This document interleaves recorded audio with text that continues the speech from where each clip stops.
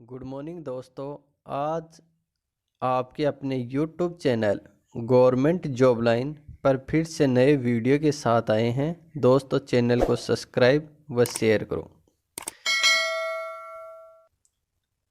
अब देखते हैं राजस्थान जीके के क्वेश्चन नदियों के बारे में। क्वेश्चन नंबर 1 है, कालीबंगा अवशेष किस नदी किनारे पर मिले? वह है ऑप्शन 1 सरस्वती, बी यमुना, सी बनास, डी सिंधु। इसका सही आंसर होगा Saraswati, option number 1। Question number 2 देखते हैं, राजस्थान किस नदी के नट नदी के नाम से जाना जाता है? आपको बताना है राजस्थान की किस नदी को नट नदी कहा जाता है। ऑप्शन 1 घग्गर नदी, बी लूणी, सी कातली नदी, डी बनास। आंसर होगा ऑप्शन ए घग्गर नदी। क्वेश्चन नंबर 3, सोम नदी निकलती है, सोम नदी का उद्गम स्थान बताना है आपको। Option A mount Abu, B Ajmer, C Bichhamera, D Panchmera. सही आंसर होगा इसका option C Bichhamera. Question number 4 देखते हैं, राजस्थान में प्रवाहित होने वाली पूर्णतः सबसे लंबी नदी है। आपको राजस्थान में बहने वाली सबसे लंबी नदी बतानी है जो पूर्ण रूप से राजस्थान में बहती है। ऑप्शन ए का चंबल, बी है बनास, सी है काली सिंध, डी है बाण गंगा। तो दोस्तों इसका आंसर सही होगा बनास। बनास नदी राजस्थान में पूर्णतः रूप से बहती है। क्वेश्चन नंबर 5 देखते हैं, निम्नलिखित में से कौन सी नदी बनास की सहायक नहीं है? आपको बनास की सहायक नदी नहीं है उसके बारे में बताना है। Option A Berach, B Kothari, C Morel, D Banganga. तो इसका आंसर होगा डी बाणगंगा नदी। क्वेश्चन नंबर 6, राजस्थान में आंतरिक प्रवाह तंत्र में निम्नलिखित में से कौन सी नदी सम्मिलित नहीं है? तो इसका सही आंसर होगा option number C Jakham. Question number 7 देखते हैं, मनोर थाना का किला किन नदियों के संगम पर स्थित है? मनोर थाना का किला बताना आपको।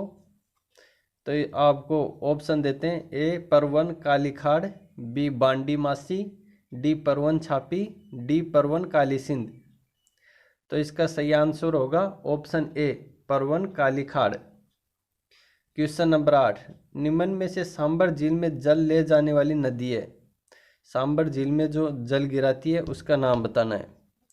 ऑप्शन ए मेनथा, बी रूपनगढ़, सी ए व बी दोनों, और डी बांडी। तो दोस्तों इसका सही आंसर होगा ऑप्शन सी मेनथा और रूपनगढ़ नदी सांबर झील में अपना जल गिराती है। क्वेश्चन नंबर 9, राजस्थान में पूर्ण रूप से बहने वाली सबसे लंबी नदी कौन सी है? तो दोस्तों आपको ऑप्शन है, ए माही, बी बनास, सी चंबल, डी लूणी। तो इसका सही आंसर होगा ऑप्शन नंबर बी बनास नदी। क्वेश्चन नंबर 10 है, लूणी नदी के जल प्रदूषण का मुख्य कारण है। आपको लूणी नदी में जल प्रदूषण किस कारण से हो रहा है वो बताना है। ऑप्शन ए सीमेंट उद्योग, बी रंगाई एवं छपाई उद्योग, डी कीटनाशक उद्योग, और डी चरम उद्योग। तो इसका सही ऑप्शन होगा बी रंगाई व छपाई उद्योग से लूणी नदी में जल प्रदूषण हो रहा है। इसी क्रम में क्वेश्चन नंबर 11 देखते हैं, निम्न बेसिनों में से कौन सा गोडवार प्रदेश के नाम से जाना जाता है? Option A Chambal basin, B Mahi मध्य Mahi basin, C Luni basin, D Sambhar basin. तो इसका सही आंसर होगा दोस्तों Luni basin, option number C. Question number 12, नदी जिसका उद्गम स्रोत राजस्थान से होता है जो अपना जल खंबात की खाड़ी में गिरती है वह है। Option A Luni, B Mahi, C Jawai, D Parvati. तो इसका सही आंसर होगा दोस्तों लूणी नदी, option A. Question number 13, Kali Sindh नदी मध्य प्रदेश से राजस्थान के किस जिले में प्रवेश करती है? वह जिला बताना है जिससे वह राजस्थान में प्रवेश करती है। ऑप्शन ए कोटा, बी बारा, सी झालावाड़, डी चित्तौड़गढ़। तो दोस्तों इसका सही आंसर होगा ऑप्शन सी झालावाड़। झालावाड़ से राजस्थान में प्रवेश करती है। क्वेश्चन नंबर 14, डूंगरपुर का देव सोमनाथ मंदिर किस नदी किनारे स्थित है? Option A Jakham, B Mahi, C Moren, D Som. तो दोस्तों इसका सही आंसर होगा सोम। क्वेश्चन नंबर 15, राजस्थान में ऋग्वैदिक काल में प्रवाहित होने वाली नदियां हैं।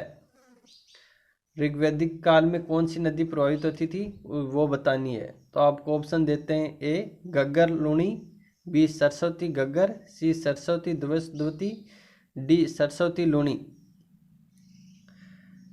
तो दोस्तों इसका सही आंसर होगा option C Saraswati Dravati. Question number 16, किस नदी के पाठ को स्थानीय भाषा में नाली के नाम से जाना जाता है? आपको बताना है कौन सी नदी है जिसको स्थानीय भाषा में नाली भी कहा जाता है। तो option A Ghaggar, B Ruparel, C Kantli, D Luni. इसका सही आंसर होगा ए गग्गर नदी को पाठ को स्थानीय भाषा में नाली कहा जाता है। क्वेश्चन नंबर 17, राजस्थान के किस नदी का बहाव क्षेत्र तोरावटी है? तोरावटी बताना है कौन सी नदी के बहाव क्षेत्र को तोरावटी कहा जाता है। Option A Kantli, B Kakni, C Sagi, D Bandi. तो दोस्तों इसका सही आंसर होगा कांतली नदी। और आपको पता होगा दोस्तों कांतली नदी है ये झुंझुनू जिले को 2 बराबर भागों में बांटती है। क्वेश्चन नंबर 18, बारां जिले के शेरगढ़ अभ्यारण्य में कौन सी नदी बहती है? Option A Chambal, B Kali Sindh, C Parwan, D Parvati. तो दोस्तों इसका सही आंसर होगा option number C Parwan. Question number 19, निम्न में से किस जिले में बनास नदी नहीं बहती है? वह जिला बताना है जिसमें से बनास नदी नहीं बहती है। तो option A Tonk, B Ajmer, C Chittorgarh, D Jaipur. इसका सही आंसर होगा दोस्तों जयपुर। जयपुर जिले में बनास नदी नहीं बहती है। क्वेश्चन नंबर 20, बनास की सहायक कोठारी नदी का उद्गम स्थल है। ऑप्शन ए दिवे रासमंद पहाड़ी से, बी गोगुंदा पहाड़ी से, सी खमनोर की पहाड़ी से, डी देवास मध्य प्रदेश से। तो इसका सही आंसर होगा ए दिवे रासमंद की पहाड़ी से।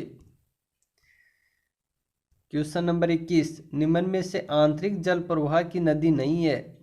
जो आंतरिक जल प्रवाह में सम्मिलित नहीं है वो नदी बतानी है आपको। ए काकनी, बी गग्गर, सी बांडी, डी खारी। तो दोस्तों इसका सही आंसर होगा खारी नदी। क्वेश्चन नंबर 22, आयड़ नदी के नाम से जानी जाती है। तो दोस्तों option A Kothari, B Berach, C Jawai, D Banganga. दोस्तों इसका सही आंसर होगा बेड़ज। क्वेश्चन नंबर 23, निम्न में से किस जिले में बनास नदी नहीं बहती है? Option A Rajsamand, B Ajmer, C Chittorgarh, D Udaipur. दोस्तों इसका सही आंसर होगा डी उदयपुर। दोस्तों कमेंट करके बताओ बनास नदी कौन कौन से जिलों में बहती है। क्वेश्चन नंबर 24, बनास की सहायक नदियों का सही जोड़ा है। Option A Berach Khari, B Banganga Berach, C Mej Parvati, D Kothari Gambhiri. तो सही आंसर होगा ऑप्शन ए बेड़ज खारी। अब अंतिम व लास्ट प्रश्न देखते हैं, क्वेश्चन नंबर 25। चूलिया जलप्रपात किस नदी पर एवं किस जिले में है? ऑप्शन ए बनास नदी राजसमंद, ऑप्शन बी चंबल नदी Kota, option number C Chambal नदी Chittorgarh, option number D Banas नदी चित्तौड़गढ़।